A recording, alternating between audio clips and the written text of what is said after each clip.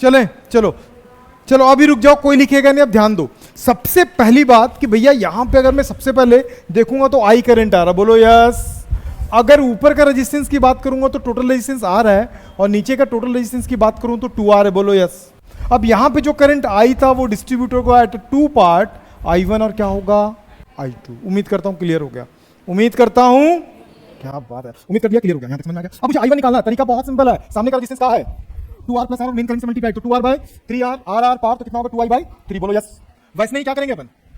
कैसे निकालेंगे I2 के लिए सामने का रेजिस्टेंस, फिर क्या होगा R प्लस मेन करंट से मल्टीप्लाई, तो क्या होगा 3R और किस तो क्या बचा I बाय 3, समझ में आ गया। अब मतलब इस पूरे ब्रांच में जो करंट फ्लो हो रहा है ना वो आ रहा है 2I बाय 3, और यहां जो फ्लो हो रहा है वो क्या हो रहा है I बाय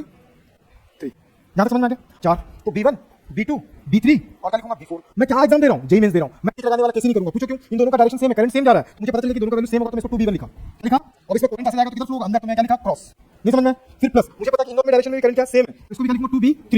नहीं समझ में। अब मैं B1 और B3 का वैल्यू सॉल्व करूंगा तो मुझे आंसर दिखेगा इसमें से, नहीं समझ में, मैं लाके दिखाता हूं है क्या क्वेश्चन आ गया। ये सारे क्वेश्चन बोर्ड के लिए बनने से आपसे ध्यान रखना। तो क्या था B net is equal to 3B1 sorry 2B1 साथ में कितना चल रहा था 2B3। सबसे पहले B1 का वैल्यू याद है यार, V0 बाय 4 पाई, करंट कितना जा रहा था 2I बाय 3, नीचे क्या बचा, फिर क्या बचा,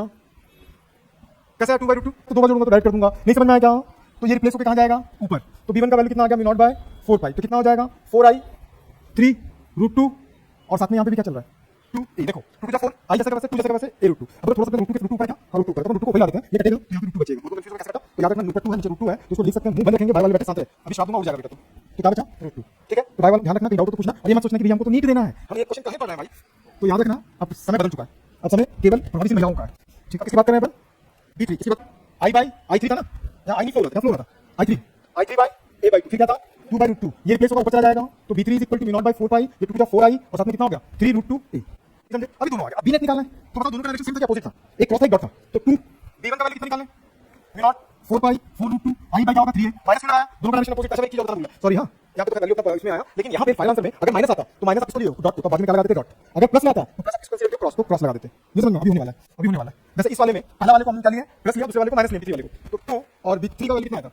V0 बाय 4 पाई 4I 3√2 साथ में होगा A, तो ये क्या चला 4 कैंसिल कट गया, और क्या क्या बचा देखो